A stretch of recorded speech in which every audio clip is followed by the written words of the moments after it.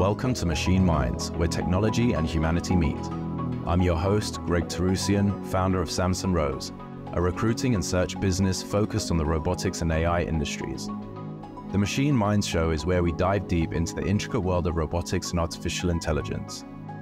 As a staffing industry leader with a passion for the frontiers of technology, I'm pleased to be bringing you intimate conversations with the founders, investors, and trailblazers who are at the heart of the AI and robotics revolution. In each episode, we dig into their journeys, the applications of the products they're working on, and the breakthroughs that are shaping our future. Join us as we explore how these machine minds are transforming the way we live, work, and understand our world. Whether you're an entrepreneur, a tech enthusiast, or just curious about this amazing field, you'll learn something new with each episode. Let's delve into the extraordinary. Let's delve into Machine Minds. Hello and welcome to the Machine Minds Show. I'm your host, Greg Tarusian, founder of Samson Rose, a robotics and AI-focused search firm. And on today's episode, we are joined by both Mike Laskey, the VP of Autonomy, and Nag Murty, the co-founder and CEO from Electric Sheep Robotics. Thanks for being here, guys. Thanks for having us. Yeah, thanks for having us. Really excited. Yeah, me too. Let's jump into this. So let's start with some of the basics here. If you could each, I guess I'll let you go first, Mike, and then we can jump into from Nag. But if you could tell the listeners a bit about your career path leading up to your role at Electric Sheep Robotics and how you actually got involved in this space. Yeah, definitely. I got involved in sort of robotics 10 years ago when I started my PhD at UC Berkeley. At the time, robotics was very nascent. Deep learning just came out. There was a lot of interest in like how do you apply deep learning into robotics. So for the past decade, I've been really in the space, tried a lot of ideas out, some good, some bad. And what really drew me to Electric Sheep was I felt like at this company, there was this big like sort of belief that in order to build the robots of tomorrow, we need to create a sandbox in the real world that's massive, at scale, diverse, rich, for the robots to train and learn in. And being someone who's done 10 years of ML research in robotics, that just made the most sense as a clear technical argument to believe in and build a business around. And that's what we're doing. We are building the largest outdoor sandbox for outdoor autonomy. Love that. And what about yourself, Nag? Because obviously you're a co-founder over there. So if you could share some of your story up to this point and also the story behind founding the company, that would be great. Certainly. My background is in deep tech entrepreneurship. I studied engineering at IIT in India and then got a graduate degree at Stanford in business operations as well as engineering. And I started my first company out of a grad school class that I'd taken while I was at Stanford. It was a medical devices company. And what we ended up building was a low-cost portable infant incubator, which was a life-saving device. And that company ended up being acquired. It's now being manufactured by the acquirer and the product that we made. And it's gone on to save over 500,000 lives across 22 countries. That was a lot of fun building that. And we took it through all kinds of regulatory approvals and scaling it. Most recently, it was I learned that it was being used in the war in Ukraine to keep babies warm in bomb shelters. Wow. So it was a lot of great fun building that. Following that company, I ended up working for the Obama administration in DC for a few years. I worked for the CTO over at the White House and the Department of Health and Human Services. And I was called the innovator in residence, which was really just, hanging around doing cool things. That sounds fun. Yeah, it was a lot of fun. And in that process, I ended up buying a house in Virginia, which is, on the outskirts of DC. And that was my first introduction to taking care of a large plot of lawn, so to speak, because I grew up, in like a city boy. In Bombay, I've never seen, grass growing up. And so that was my first introduction to lawn care. And looking at that, looking at sort of how the gardeners did their thing and, mowing the lawn and all that, it got me thinking that there was a big opportunity to do landscaping automation And then I talked to my co-founder, Jarrett, who comes from this industry. He comes from the commercial landscaping industry. And then we realized that the opportunity in front of us was a lot bigger than just building a robot and selling to landscapers. It was really about, in the age of AI, how do you envision like an AI first business and a new kind of a business model that can really build sort of a data engine to power, the robots of tomorrow. And that's really what led to Electric Sheep at its core, and we can dive into more detail on what we're doing as we go Yeah. through the podcast. Yeah, I'd love to, because I know we were talking offline a little bit about how unique your business model and everything like that is, so we can dive into that. But what an interesting background. I mean, both of you in your own respect, but then life-saving devices, the White House, to lawn care, completely different realms there. So it's pretty interesting. And I guess normally they say, it's the minds that come from outside of the industry that come in and really innovate. So I guess we'll see a lot more of that theme through this episode. So going into more of this overview of Electric Sheep Robotics, and I'm sure you can explain this a little bit differently, but on the website, you're about amplifying landscaping businesses using advanced automation. Can you elaborate on what exactly your product is and how it works? Yeah. So Mike, you want to explain the technology behind it and I'll sort of cover the product? Yeah, definitely. Maybe Nag, you go product first, and then I'll do. Sounds good. Yeah, I'll go product first. Yeah. Yeah, it's kind of hard to explain. Now that you mentioned that automates a lot more sense. Okay, so let's start with business first, then product, then technology. How about that? Sounds good. Okay, so at its core, any business exists to sort of add value to the customer, right, and solve their problem. Now, the problem or the industry that we're in is the outdoor services industry. Essentially, what that means is, nature is constantly trying to destroy all our built infrastructure, right? Through rain, through snowstorms, through like the recent storm that you had over in SoCal. Yeah, right? It's still going on. Yeah. It's wreaking havoc. It's always wreaking havoc. So it's this constant battle against the forces of entropy. And so we have all this built infrastructure that we're trying to take care of. And you hire outdoor services companies, right? Whether it's a parking lot sweeping company or a landscaping company or a snow removal company to maintain built infrastructure, whether it's city parks, corporate campuses, residential HOAs, and so on and so forth. And so that industry, how it's evolved over time is that it has used machines to augment or amplify human efficiency, right? So a guy shows up, in the early days, it would be like a guy swinging like a scythe to cut blades of grass. And then they mechanized that, right? They introduced an engine on top of that movement, and you had lawnmowers. And now I think the next natural evolution of things is, can you add intelligence to those tasks to basically improve the efficiency and the efficacy of the task being performed? And so that's where automation comes in, and that's where we come in as a company, with that next evolution in outdoor maintenance services, which is we use robots to work alongside human beings as cobots and improve the margins of these businesses that deliver the service to these customers.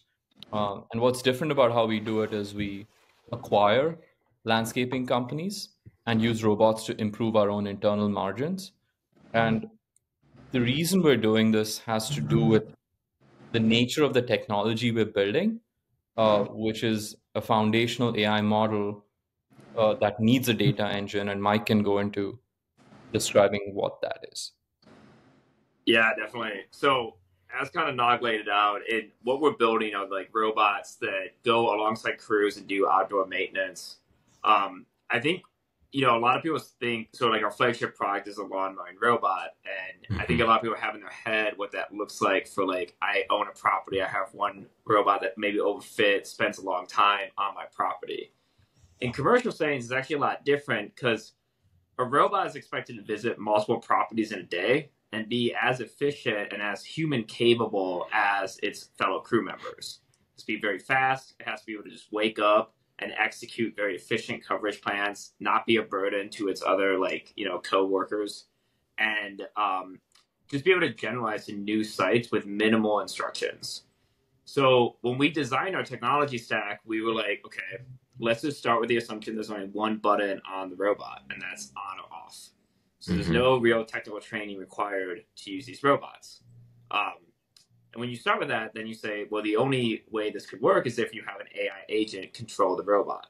So that's what we're building. At its core, our robots operate similar to a chatbot or something, where it's an AI agent. It wakes up, it sees the world, and from semantics that it's learned through data, it says, okay, here's my workable space. I'm going to execute a striping policy like you as a human would if you just went and mowed a lawn, make a map of it, and then be able to execute and efficiently mow. But this requires zero teaching. It's all being done by just a learned agent. Now, we can definitely get more in the weeds of how we train it, how we use simulation, like how we deploy. And there's a lot of really interesting stuff on that front we're developing. But really, we believe the robots of the future need to have that kind of natural instinctual intelligence that they can literally just be put on a property and execute tasks. Yeah, I love that. I would actually really like to dive deeper into that, because for a lot of people, other guests that we've had on here or the listeners, they might be familiar with the Roomba type model where it starts learning the room as it goes, or something like that. You might help it map, or maybe you geolocate and then let something go off. But having something that you just turn on and off and it's self-learning in a way is pretty unique from what I've been hearing. And I'd love to find out more about how you've trained it to do that and the simplicity of use. Yeah. So I can definitely just start breaking it down. How we start with this agent is, so a lot of my background and research was in using simulation tools. We found, a big way to pre-train agents is in synthetic data. So we start using large-scale simulation of procedural like parks and lawns, where the agent basically wakes up and then is learning through essentially reinforcement learning, imitation learning, how to actually execute these policies. That can get it good enough to the point where it's like, okay, we feel like we can safely put it onto our crew. But once it's there, now you really want to start applying reinforcement learning at scale inside of, we call it like landscaping companies, but another way to think of it is like a data factory, where you can actually have these agents go out and then be trained and collect data. Right. And there, what you do is nightly, daily, it goes out, executes on the tasks, uploads its logs. We have reward functions that can come in and say, okay, well, how well did you cover the lawn? Because at the end of the day, you have the final map it's made. So you can say, this is your regret. This is how bad you did. Penalize it that way. You can say, did you get stuck? So you can detect these things in data. Penalize it that way. And then when it was successful, you can also reward that and say, this was positive, this was good. And from that data, you can actually then start training it to get better and better every day. So we've been running this optimization for about a year now, and now our robots go out and they're actually pretty successful in being able to compete and optimize on a crew. That's so cool. And I encourage everyone here, which we'll touch on the end, where they can find out more about the company and you guys, but check out the video on your website, because a big part of this is them working alongside humans, right? To enhance our capabilities and make things a lot more efficient. So being in the same location and seeing how good the job it's doing is, I guess, crucial for it to improve, right? Yeah, it is. And I think that is something really important. This is always going to be a cobot. We always assume there'll be a human doing other tasks. Humans are infinitely useful. So you always want, there's so much things that they can do in terms of providing better service. And then you can get them away from the most tedious work out there, like mowing. I think there's also a very sort of direct analogy between, foundational models for language and foundation models for robotics in how the humans play a role. So if you think about how OpenAI trained ChatGPT, they trained it on this corpus of scraped data from the web, um, videos and text and all that. But then they had Scale.ai hire an army of annotators to sit down and basically provide feedback on what outputs made sense and, in what format and so on and so forth. And the same thing applies to robotics as well. You could pre-train, this model in simulation, right? It could be 80% good enough or 90% good enough. But then you put it out in the real world, and these businesses that we're acquiring, the humans in those businesses are the ones that provide the Yeah. it's a loose analogy, but basically what they're doing is when they're sort of correcting these robots when they make a mistake, or when they expose these robots to new environments, they're providing a critical part of that human feedback, which goes towards fine-tuning these models to become more and more useful. So in some sense, it's a process of evolution at work, Yeah. which, evolution through artificial selection, which is really what's happening, at scale in these businesses. And if you look at like what Ilya Sutskever from OpenAI says when he was asked about why OpenAI gave up on robotics, he said, you need a business model like this where you can deploy robots at the scale of tens of thousands and patiently teach them to improve every day. And that's essentially what we're doing. What's the ramp up period or learning period for the people in those businesses? Because obviously they're not used to using robots, and you've made it as simple as possible, right? On off switch and stuff like that. But for you, when you acquire a business, do you have to have like a training program for those individuals, or do you go out in the field with them to teach them how it works? I think there's a couple of things, right? I mean, there's this traditional M&A process where you acquire a business, you integrate it. You have to bring on their IT systems, or if they don't have IT systems, bring them onto yours. All of that needs to happen. And then there's like a behavior, like a workflow management, organizational change management. All that needs to happen. But when it comes to robotics itself, the way we transform a business is fundamentally what we do is we take like a landscaping business and we convert the existing crews that these businesses have into specialized work crews. So we'll have mowing crews, bed work crews where they do like shrub pruning and things like that, irrigation management. And within the mowing crews, we introduce robots. The ramp up period to learn how to use a robot is like of the order of like hours, not even days, because That's these great. robots are so simple at the end of the day. So it's not very complicated to introduce robots. I would argue that the bigger change to figure out is how do you build the data engine? How do you make sure robots get charged every night? How do you sort of make sure they get, and some of the more mundane, more prosaic things are the things that really uh, you start to discover as you scale robots. And we're out there, we probably have the largest outdoor deployment of, AI mowers out there of anyone. And we've learned a lot of unique things about like what it takes to scale something like this. Yeah, like even like the electrification of a fleet, that's something very new for landscapers. You have to like really think a lot about that. Yeah.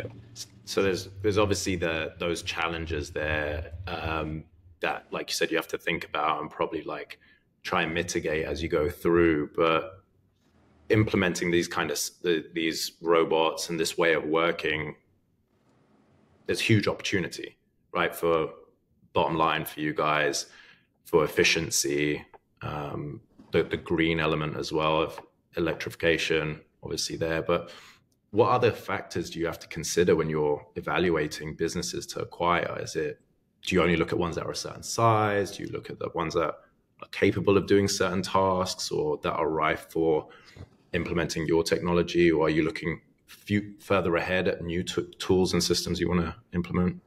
I think it's really fairly simple for us right now. There's a geographic focus, which comes down to how much of turf maintenance do they do today? Because we have a unique ability that no PE firm out there has today, which is to change EBITDA using technology. right? Because all that a traditional PE firm would do is they would change EBITDA using financial engineering. We can do it using real engineering. And so for us, the focus is how much of automatable work. And by automatable, we don't mean sort of, fancy humanoid level automation. We mean like boring, mowing and blowing and trimming work that we can automate tomorrow with our robots. So that's the only criteria we have, which is interesting because, mow blow trim work is considered, while it's considered desirable for acquisition, it's also a loss leader for these businesses. So they, it's kind of like, yeah. And for us, though, it's quite the opposite because we look at it and say, hey, we can 2x or 3x the EBITDA on that work, and something that no other firm can claim to do. And so it becomes very attractive to us. The more mow blow trim work you have, the more attractive you are to us as a business when it comes to acquiring. So, and then geographically, it's the southeastern markets and the southern markets, which are the most interesting right now. But when we get into snow removal, the Northeast and the Midwest become really interesting as well. Nice.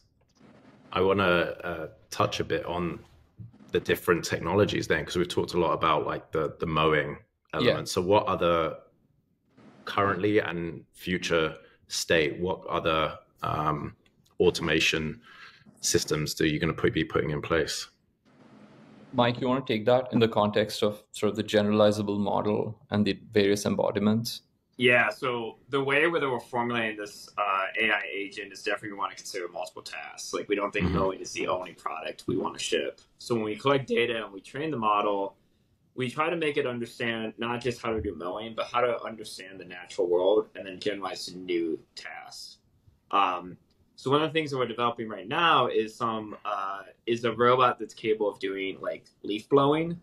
So it has its mobile platform with a leaf blower and a string trimmer. So just do like edging, basically get in really tight spaces and be able to like manipulate and then do edging and trimming.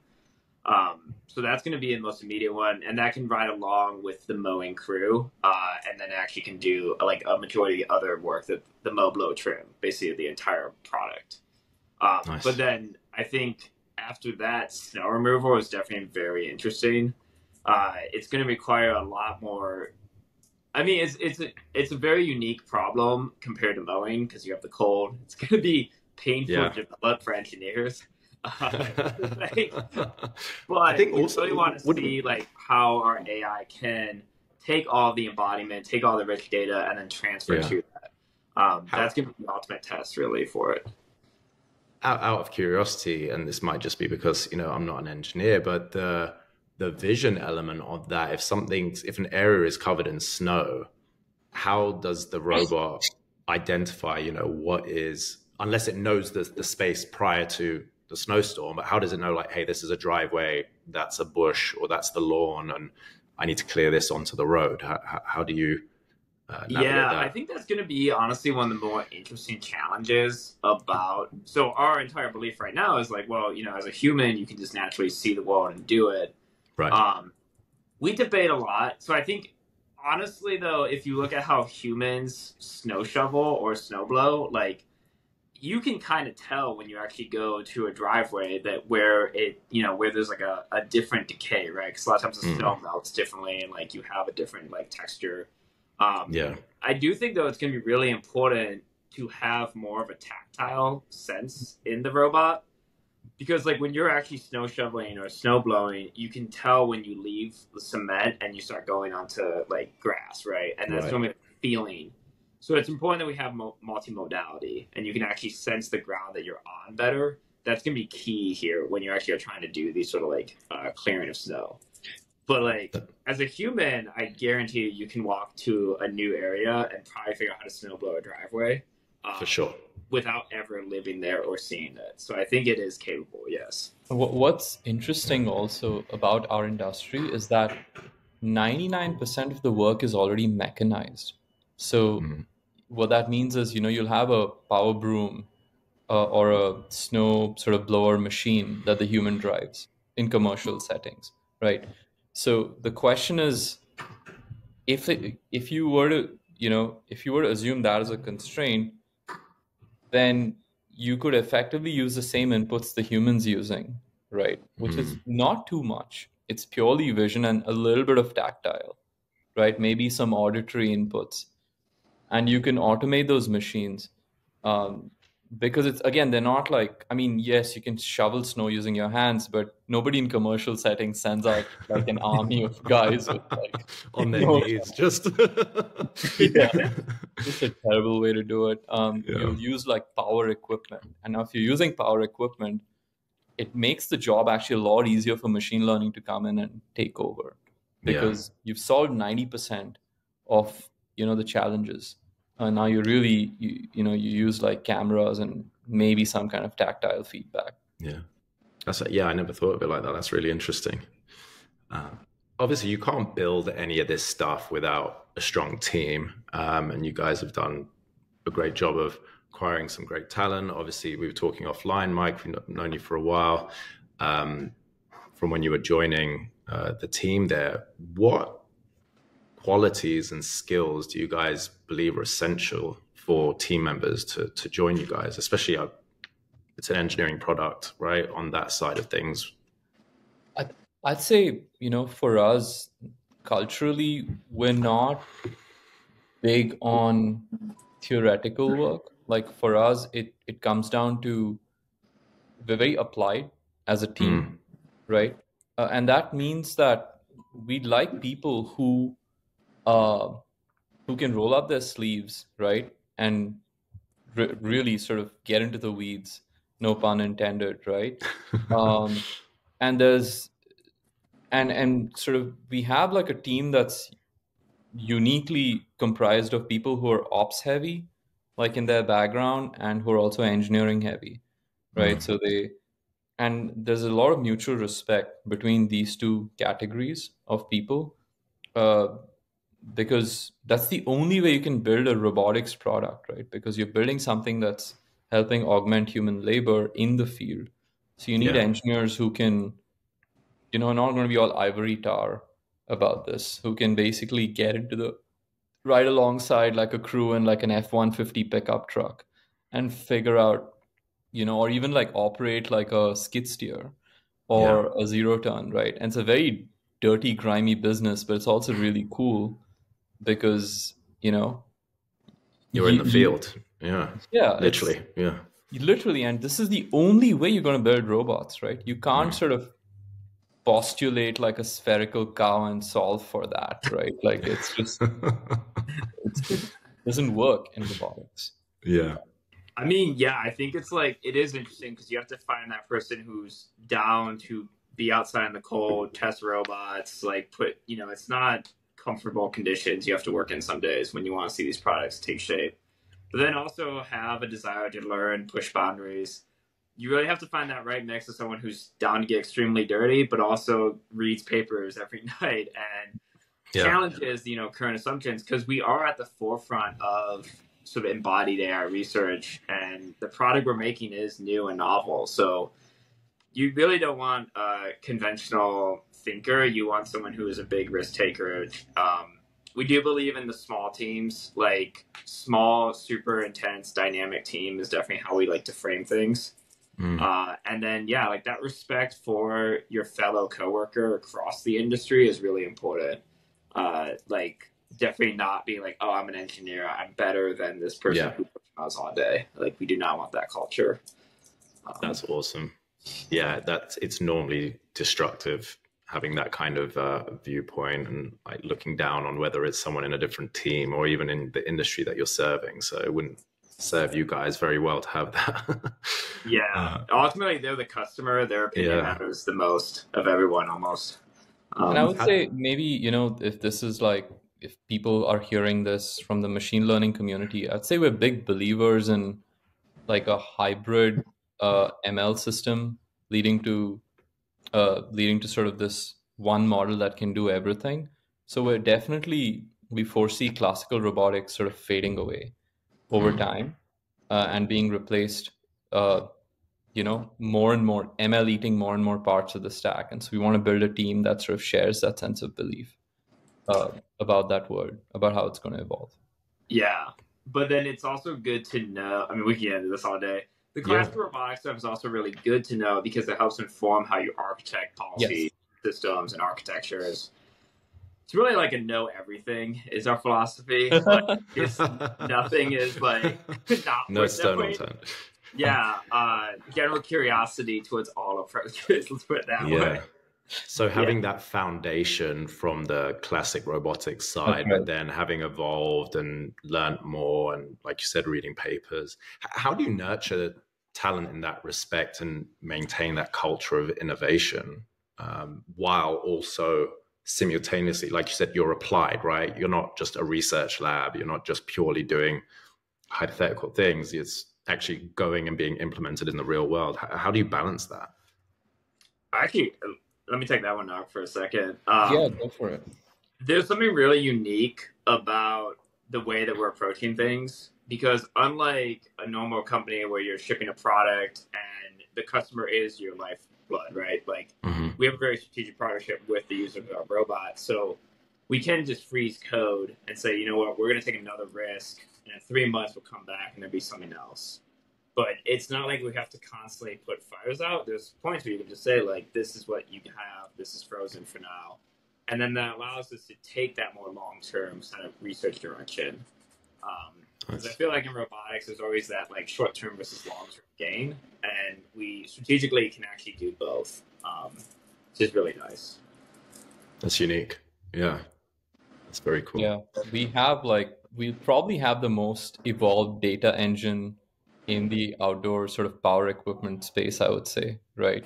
With like a fleet of operators on the ground. So it's really a treasure trove for any engineer in ML or classical robotics to jump in. They have access to like a deployed fleet unlike any other in this space. So if you're interested in this problem, it's definitely like we're the company to sort of come and work with. Definitely. Had kind of leads me into the next thing. How do you foresee the competitive landscape in this outdoor automation robotics market? You guys obviously have a unique business plan and strategy here from acquiring and then implementing your technology, but that helps you stand out first and foremost. But compared to competitors, I'll put that in quotes, because you guys are different. How do you see the space?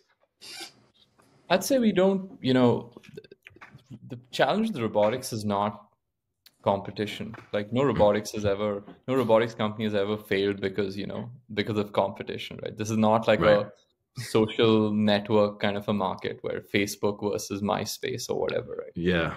I think the big challenge is unit economics, and can you scale profitably, and can you generate data profitably in order to sort of build a robot that can have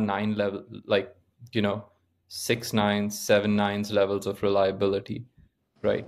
When it comes to deployment in the field. And so from that perspective, we really see our evolution happening in 2 stages. One is stage 1 where we're building the sandbox, like we said, right? Where we deploy up to the scale of thousands of robots. There we don't see any competition because our competition is like a landscaping company, and they're not going to go build their own robots, right? That's not happening. At scale, sure, we might end up competing with the more traditional robotics players out there. But we don't even see that as like that's not even on our radar, because we're still in like such an early innings, right? We're in the IBM mainframe era when it comes to like it's that like nascent robotics, right? So if you're playing like a 20-30 year game like we are, it's not even worth irrelevant. looking at. Yeah, that makes sense. You can build like $1 billion business, go IPO without even meeting a single competitor on the field. It's just I mean, it's really like the amount of commercial mowing done with a robot is sub 1% right now. There's no clear front runner or leader in this space. So it is like a very open field. Where like right now you have like SaaS companies and databases still being created. You're like, how is that even a thing? How is that? I know. I see some of these raises sometimes. I'm like, wow, people are still throwing money in here. What's different? Yeah.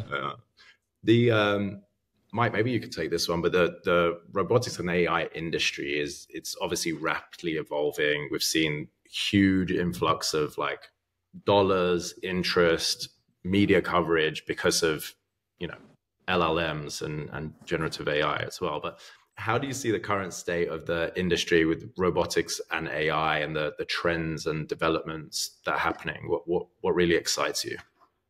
Yeah, I mean, I think over the past like couple of years, like the amount of people interested in AI has like obviously ballooned, right? Now you see, it used to be like conferences matter. Now it just feels like Twitter is where everyone's at.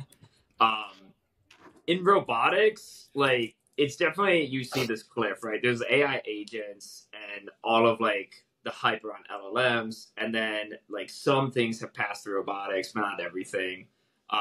And I think there's, with the humanoids, there's definitely a lot of like this huge amount of expectation doesn't really feel like warranted right now, or like, oh, the robots are about to be solved.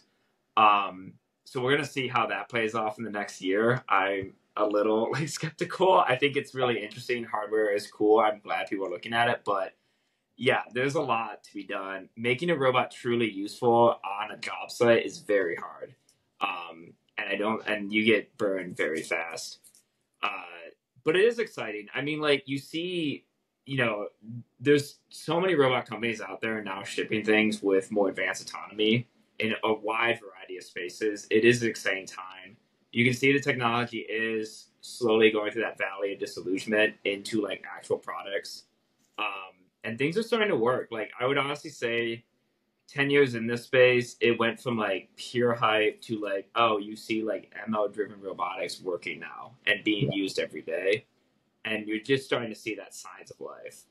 I'm sure there's going to be hype cycles and, like ups and downs throughout it. But yeah, it's exciting. I think with AI though, it's always like the final vision's so obvious to everyone because we're so used to intelligence all around us and interacting with people that it's really hard to see to go from here to there, the journey that is, the mountain, the distance between the two. Everyone just thinks it's like, oh, tomorrow the robot will be perfectly smart. And that is just the nature of this field, really. Yeah. So many iterations. It's like constant work, it sounds like. Yeah, I mean, like in the 50s, they thought AI would be solved like in 2 years. I mean, it's just like the pain of this field. It's I know. Yeah. I know. Even like having the conversations, you'd never have a conversation about AI just with your neighbor or your in-laws or something like that. And now in the last sort of 18 months, everyone's talking about it. And it seems that next hype of everyone thinking like either the robots are taking over or AI is going to replace everyone and it's been solved and we should basically just pack up and leave. Yeah. It's definitely a new world. Yeah, for sure. Before we wrap, let's look at the future for you guys. Are there any exciting projects or plans on the horizon that you can share with us, or what the next steps of innovation are looking like for you guys? I'd say we're in like scale up mode right now, right? For us, we've got a fairly well established go to market, and we've got a version 1 of this foundation model that's fairly baked and deployed, in like it's deployed across thousands of sites right now. And so now the question is what's next for us? It's really not innovation, it's really just scale up at this point, right? And the scale up will lead to more data, which will make the models better. That's really the only sort of cycle worth investing in for us right now, which is rinse and repeat without changing anything. And data will take care of, model improvements. And yeah, that's really all there is to it. Great. Anything to add there, Mike? No, I think just get bigger is the plan this year. Definitely scale up. Like I think we figured out a lot of like the key challenges. Now we just want to keep getting bigger and bigger. Become the behemoth in this space is really the idea for this year. Sounds like you guys are on track, having that many deployed, that many different sites, generating all of that usable data. I mean, that's the foundation, right? And you guys are on the path where you need to be. So I love to hear it.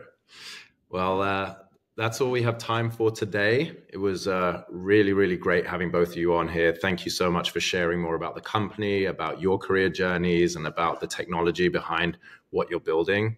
Really unique business model. So I really enjoyed learning more about that. Where can the listeners find out more about both of you individually or follow you and the company?